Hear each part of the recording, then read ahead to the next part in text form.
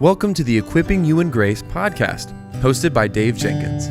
The Equipping You in Grace podcast is a podcast about helping Christians develop a biblical worldview in a conversational tone about issues inside and outside the church. Now, for today's episode, let's join our host, Dave Jenkins.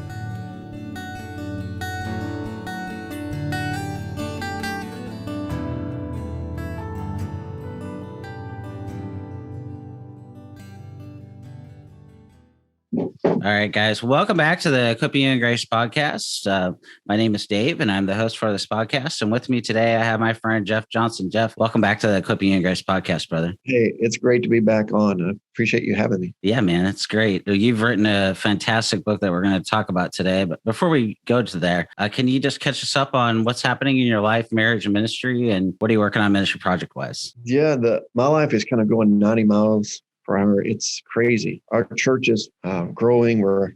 We got about 50 more people than we have seats in the auditorium. So we're trying to keep from going from two services, but we don't know what we're going to do there. So that's encouraging, but a true problem. Our seminary is growing pretty rapidly. We just brought in Dr. Strand. He had his first actual physical day on campus yesterday. So that was exciting. We have like 100 inquiries of students that want to enroll. So it's kind of nuts when it comes to the seminary. So some of you know I oversee a publishing company, and we are doing 2 books per month, if not 3 books a month. So things are moving very quickly and rapidly in the publishing world. So my life is pretty busy. And then you asked about my family. We have 4 kids. Right now, my yard needs to be mowed. And I'm thinking, how am I going to have time to do that? So I still have to do mundane things, but there's a lot of ministry going on, and I'm thankful for that. I got a new book coming out next month on Thomas Aquinas. So I'm still pumping out books and trying to do what I can with the time that I have. You're doing great work. And I resonate with what you said about mowing, because I am awful at that. My wife's like, can you please mow? And then like a week later, she's like, can you mow again? I'm like, it happens. So I understand. I understand, brother. Well, can you tell us about this excellent book, what every Christian needs to know about social justice, why you wrote it, and how you hope it'll be received? Yeah, I wrote that book because I was mad. Oh, boy. Yeah, I mean, sometimes you write something because you're impassioned about it or you're interested in it. But this topic I would rather have not studied. But I actually started about a year and a half ago talking to Vodi Bakum on the phone. And he was telling me about his book, Fault Lines, and what he was working on. And we were asking him basic questions about social justice. And so he kind of put the content in my mind, and it kind of got me alerted to it. And then, you're watching sports. You're watching my favorite team, the Arkansas Razorbacks, play basketball. And on the court, they have this word equality. But I noticed that they only let the best players play the most. They're not giving, equal playing time for all the basketball players. I'm like, you're a big liar. You're wanting equality. And by that word equality, they're meaning kind of a equal participation and not equal play. And so I'm seeing that, and I'm getting frustrated. And you're seeing it on ESPN, you're seeing it on social media, you're seeing it creeped in churches. No one wants to be racist, and seeing it everywhere. It just kind of made me very frustrated. And sometimes as a pastor, you have to not only shepherd and teach and preach, you have to protect. And with protection, you have to take the staff and beat out the wolves from within the church. And when you're beating the wolves out, you see how dangerous they are. You look at their fangs, you look at their claws, and you're going, these wolves could actually do great damage to God's people. And from seeing this as a great era that's doing damage, not just to the world that I live in and our country that I love, doing great damage to the people that I am entrusted to care for, calls me to pull out the staff and in some sense, out of like the Lord turning over the money tables and there at the temple, it led me to say, I have to do something. And out of that frustration and anger, and I guess love for God's people, love for the truth, it led me to buy a bunch of books. And I didn't just buy the little books. I bought kind of the original sources. I went back to Karl Marx and had to read Karl Marx and the Frankfurt School guys and just do my research. And honestly, I would rather had researched something else. But out of frustration, I had to do my homework. And then I taught a series of classes on Wednesday night to our church. And then after all the research and teaching our class, I took all that and turned it into a book. Yeah. This is it's what I like about this. I've read Owen's book and I've read Vodie's book and had them on. And your book is good. It's really good. It's a little different though. I mean, I think you go back further into, like, as you're saying, into the history and everything. And I think that's really important for people to understand, but it's not also over their head because, like you just said, you're writing as a pastor to help people. So you did a really good job. I mean, I sat and read this book in like an hour or so. So, I mean, it's an easy read and it's a good read and it's not hard to understand what you're saying. Yeah. I kind of think if you need to know what something is, you need two things you need to know. You need to know where it's going. Where does it take you? What's the end conclusion of the theology or the philosophy? You need to know where it's going, but you can't know where it's going. If you're going to look at an arrow flying in the air, you got to, say, where's the trajectory of that? Well, part of knowing the trajectory is you got to go back in time and see where it was shot from. And so we're looking at social justice. It just didn't come upon us overnight. It just didn't just show up magically in the air. We have to trace it. Where does this arrow come from? Who shot it? And that's why I wanted to look at the original sources of social justice, critical theory. Where does it come from? So I had to go back to the beginning guy that pulled the arrow back, the bow back and shot it. And it goes back to Karl Marx. I'm convinced of that. And actually it actually goes back to Charles Darwin and basically to the time period of where people began to reject God. And atheism was the ruling philosophical paradigm in which these German philosophers operated out of. And so it goes back to that. And I wanted to show its atheistic roots so that we can see that it doesn't lead to a true justice that comes from God. It leads away from God and away from anything that's right and true. Yeah. You mentioned Karl Marx. Why did Charles Spurgeon, the Prince of Preachers, why did he oppose Karl Marx? Yeah, because it was creeping into to England at the time. I mean, Karl Marx was a dominant figure, and there's something attractive to his philosophy. It seems to come about, socialism seems to bring about some type of equality or justice, at least fairness. Every parent has 3 kids or 4 kids. There's some sense they want them to all be equally winners. You'd like to see them all get a participation trophy and none of them to get their feelings hurt and everybody to kind of come out at the same pace. But it's just not true. I mean, some of your kids are going to be more advanced in their schools. They're going to be smarter. They can overcome difficulties easier. Some of them are going to be more athletic. You can't necessarily say, hey, here's that more athletic child. You have to hold him back so that he's not too advanced than your less athletic children. Really, that leads to some form of injustice. The thing about biblical justice is it's like let's have all your children play by the same rules, and the ones that are better, they should actually be able to, although they're playing by the same rules, they should be able to have more production. And so there's something about socialism at first glance that's attractive to all of us. And I think Charles Spurgeon saw that.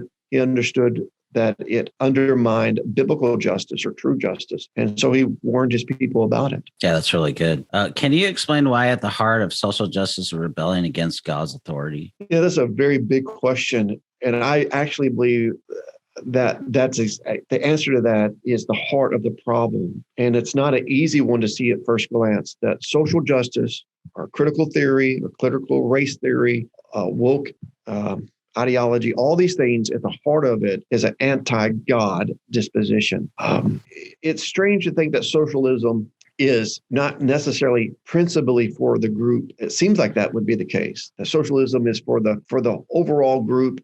Capitalism, if you would, is for the individual. The group is better than the individual, so we should prefer socialism above capitalism. Capitalism promotes selfishness, and socialism promotes unselfishness. That seems on the surface to be true, but it's actually the opposite when you look at the roots of it and where it takes us. Socialism began with the beginning presupposition of socialism is there's no God. And Karl Marx says if there's no God, then basically somebody else has to step in and bring forth justice. Someone has to be the mechanism that determines what justice is. And so it's denying that God is the one who determines justice and right and wrong. And so Karl Marx had a new definition, a redefining of justice with there's no God in his place. And it leads to the state taking the place of God and with a new form of justice. And ultimately, critical theory comes out of that, and it made one little slight change to Karl Marx's view of Marxism. Classical Marxism turned into social Marxism with one simple change. Karl Marx still believed in science, but critical theory says science is based upon absolutes, some truths, and truth doesn't care about our feelings. And therefore, science, such as there's a male, there's a female, that's binding on me. And it doesn't matter if I like it or not. Science is telling me certain things that are true. And social Marxism was a rebellion against all form of authority or truth. And truth by its very nature is authoritative. I have to submit to it, like mathematics. I can say I don't like mathematics, and I can say I'm not going to go by those laws. But eventually my checkbook is going to show that I can't function without laws. Well, critical theory is basically saying wherever you see authority, wherever you see absolute truth, it's a reflection of the deity or divine authority. We know there's not a divine authority. Therefore, to get rid of God and the fingerprints of God that's stamped on all of creation, we have to get rid of authority. We got to get rid of absolutes. We got to get rid of anything that binds me. And therefore, critical theory is an attack upon language. And it says language is not from God. Language is a social construct derived from those who are in power to keep power. And it's meant to be authoritative and oppressive. And so really what they do in the end, they say authority is inherently oppressive. And to get out of oppression, of racism, we got to get rid of all authority wherever it's located. If that's the father over the children, if that's a husband over the wife, if that's language over the individual, we have to deconstruct authority and wherever we find it so that the individual can be free to live and do and think and behave any way he wants to. And so ultimately, critical theory is not going to be happy until there's no authority at all and everybody gets to do what's right in their own eyes. Wasn't it so Karl it's lack of God? Yeah. Yeah. Wasn't it Karl Marx who said that religion is the opiate of the people, basically? Yeah, exactly. He said that. Yeah. That's right. I mean, so then I mean, it shouldn't shock anybody then what you just said, because I mean, we know that like Ecclesiastes 3:11 says that eternity is set on our hearts. And Blaise Pascal said that, we have a God-shaped hole in our hearts. So, I mean, we're always going to seek for something else other than God if we reject God. I mean, that's Romans 1 and many other texts too. So I mean, it's just. Yeah. And the irony of it all is that Christianity allows for freedom of religion, that it's not imposed. Christianity is not forced by the sword upon its adherents. You freely believe. Of course, we know it's by grace that you believe, but you're not forced. And in fact, you can't force it upon individuals. That's Christianity. So Christianity allows for other religions to operate within the world. All other religions don't have that bifurcation. It doesn't allow for that. Socialism is really an anti-religion. It's an anti-God religion, but it's still a religion. It's still a belief system that it doesn't allow for people to opt out of it. Socialism is going to be mandated on you, and therefore it doesn't allow you to go, hey, I don't like this. No, it's a bridging their anti-religion or anti-God philosophy and mixing it with society. And then it has to be enforced for there to be their belief of justice, social justice. It has to be the new rule. And of course, as we know, their view of justice is inverted to true justice. Yes. It undermines true justice. And so it leads to anarchy. Yeah. I think can't function. Yeah. I think for a lot of pastors, maybe even ministry leaders, they might want to know, like, we're seeing divisions happen on this issue. Like, are there ever situations in which you can see social justice in the local church rising to the level of church discipline? What are your thoughts on that, brother? Yeah, I believe so. I mean, obviously you would want to be very patient with Christians that are not for sure. They're adopting some of the tenets of social justice and not aware of it. But if someone came in your church claiming to be a Christian, but held to Buddhist principles, and Buddhism was really the paradigm in which this member of your church operated, would you not have to address this? And if he's not repentant, excommunicate the person? If someone brought Islam into the church and that was the ruling principles in which he lived his life, or she lived his life, you'd have to address this. Well, that's the thing about social justice. It's not just a social theory. It's a anti-Christian worldview. It's an anti-God philosophical position. It's incongruent with Christianity. It's not just some view of, it's not just some benign issue that doesn't relate to Christianity. It actually can't function with Christianity. So if someone come in that and they understood where it came from and understand where it leads, and they were hardcore about that, teaching that, you'd have to address it. If they were unrepentant, you would have to carry forth some form of church discipline. Yeah. Of course, you would be patient. I mean, there's a lot of Christians that are buying into this, and they're not for sure that it's necessarily anti-Christian, and they're naive. So we'd want to take first a discipleship approach with them and walk alongside them and explain, hey, this is what this is. And if, then they don't understand. I mean, if they don't understand, we're still going to be patient with them. But if they're just like, okay, well, I'm rejecting what you're saying, then we're going to probably move into this area. That's kind of what you're saying. If they understand that this is a different form of justice, but they like that justice better than what the Bible describes justice, then there's some real issues. And it could bring a lot of damage, not just to themselves, but to other members of the church. And as a pastor, your primary responsibility is to protect your flock. Yes, absolutely. How should the church respond to the social justice movement? Well, it needs to be educated first. I mean, truth is that which exposes errors, light throws out the darkness. And we don't have like a mechanism where we pick up swords and go and fight people. Or our only method of addressing this is by getting to the truth of it. So one, you need to know the error, but more importantly, you need to know the truth. And a lot of reason this comes into the church is because the church doesn't understand the Bible. It doesn't understand that, hey, enough about law, gospel distinction and what the law is, that when you get this counterfeit law, they're not able to go, oh, that's not what the Bible says. They're not able to make that discernment because they're not fully convinced about what the Bible says about the truth. And so truth is the method in which we combat this in the church. And so we have to educate ourselves and be clear and teach our people. Right now, half of my church, 90% of my church probably knows little to nothing about Buddhism, but we're not dealing with that right here in Arkansas. But if I was in Utah, I think we probably need to be educated about Mormons. We'd be facing our friends, our family would be Mormons. We need to know about that. So I think it's very important that churches across the states educate themselves to know what social justice is, because it's in their families, it's in the social media, it's in the sports, it's in news, it's everywhere. And it's a false religion that's anti-Christianity. And so it's important that pastors, churches take this seriously. Yeah, absolutely. Absolutely. It's in our face. Like some people even think, well, I'm not going to watch the NFL. And it's like, well, I like the NFL. I can, fast forward, record it and fast forward through the parts that I don't like, like the flag thing. That really bothers me. My father was a retired lieutenant colonel, and I come from, a military family, and disrespecting the flag that's a no-go for me. I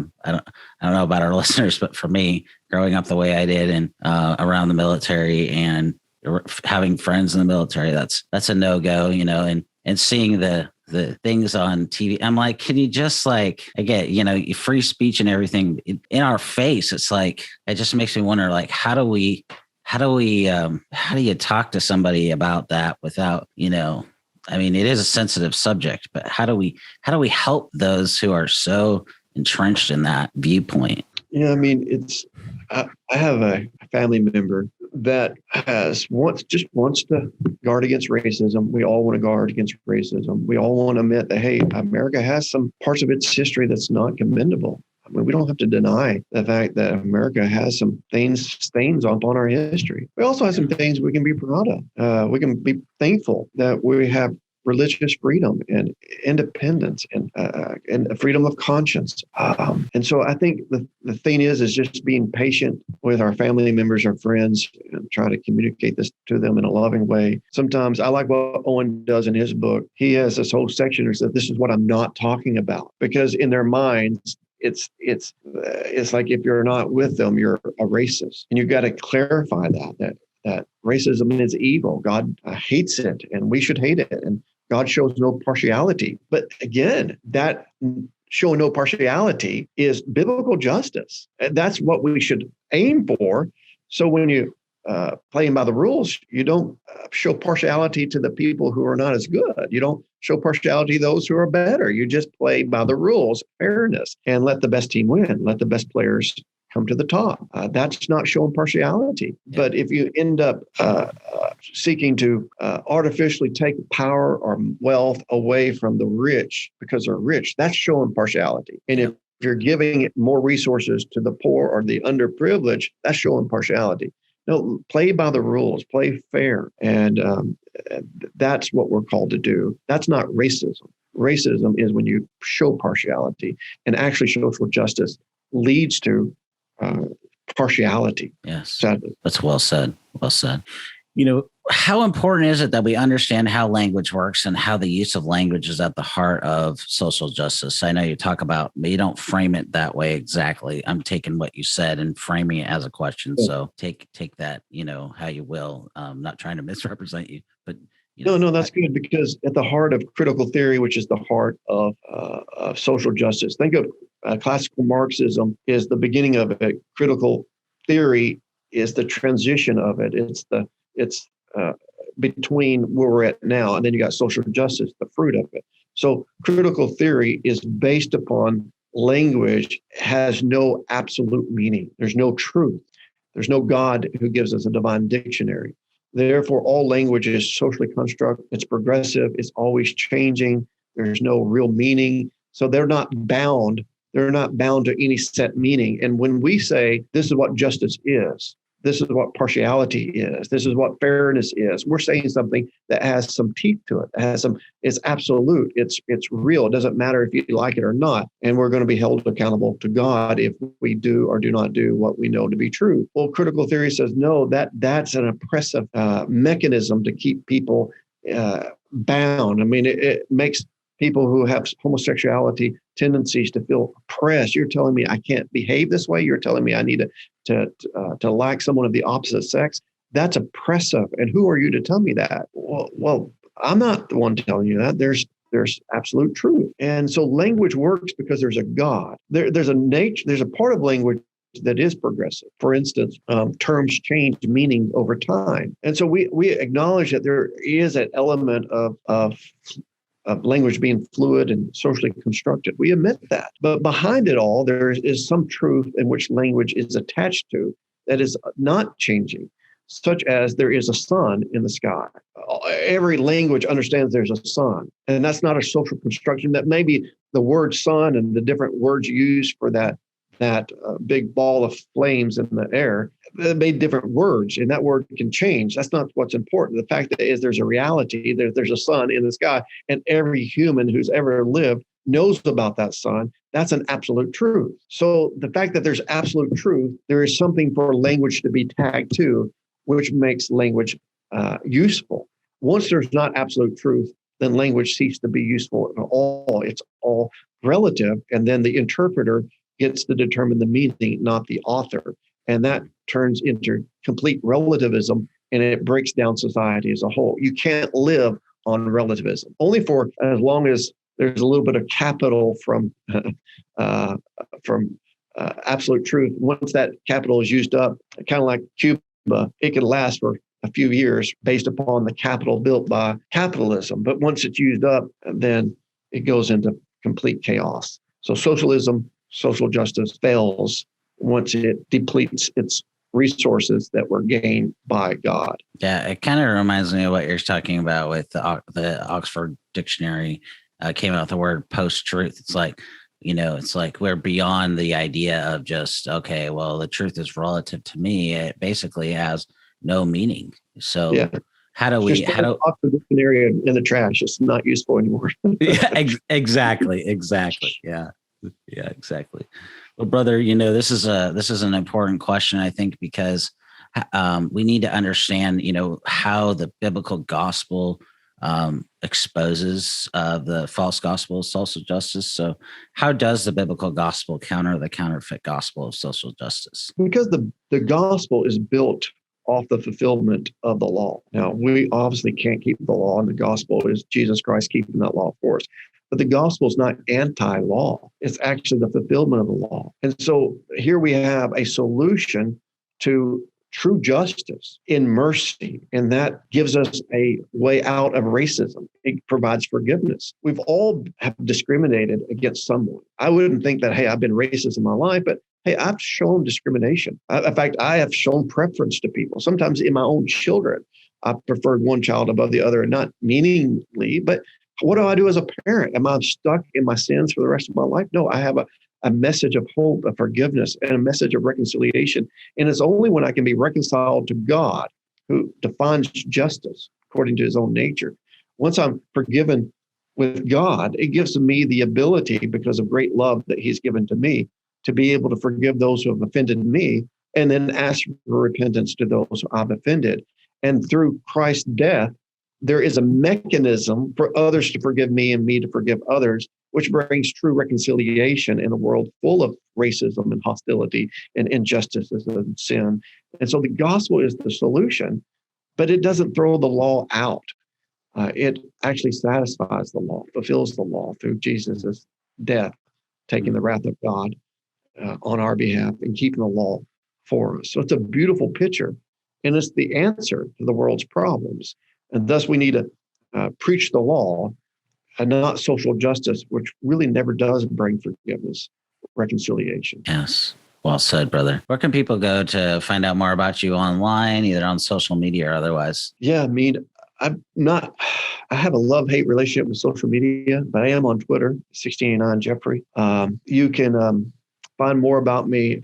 I'd love to plug freegracepress.com. You can find the book, What the Christian Needs to Know About Social Justice, on that site. I love when people buy directly from Free Grace Press rather than Amazon.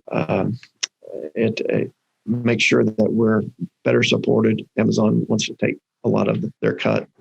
So freegracepress.com. A good place to go. Wonderful. Brother, there's a lot that we could talk about this topic. As we wrap up, do you want to give our listeners a few takeaways? Yeah. The main takeaway is buy the truth and do not sell it. Love the truth. There's going to be one heresy or problem after another, but the truth never changes. So the best thing we can do is give ourselves to study the scriptures, to know the truth, never be satisfied with the level of knowledge that we have. There's always more that we can learn. There's always more that we can get understanding upon. It's God's prerogative to reveal truth to us. And if he's revealed it to us, it should be our heart's desire to know it. And if we know the truth, that will be our best remedy against lies, errors. Well said, brother. Well, I've enjoyed having you on today, guys. We've been talking today with Jeff Johnson, author of What Every Christian Needs to Know About Social Justice. I strongly encourage you to pick this book up with Owens and Vodes, and you'll get equipped for sure on these topics. And so, Jeff, thank you so much for your time. We're continuing to pray for your work at Free Grace Press, the church, and the seminary, and thankful for all you're doing. Thank you. Thanks for having me on. Yeah, man.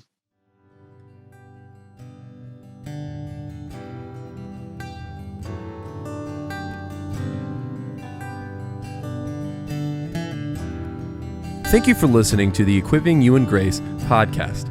If you enjoyed it, please subscribe, rate us on the app, and share this with your friends and family on social media. If you want to find us on social media, you can find us on Twitter @Servants of Grace, on Instagram @Servants of Grace, or by searching @Servants of Grace on Facebook. You can also find this episode and many others like it on the front page of our website, servantsofgrace.org.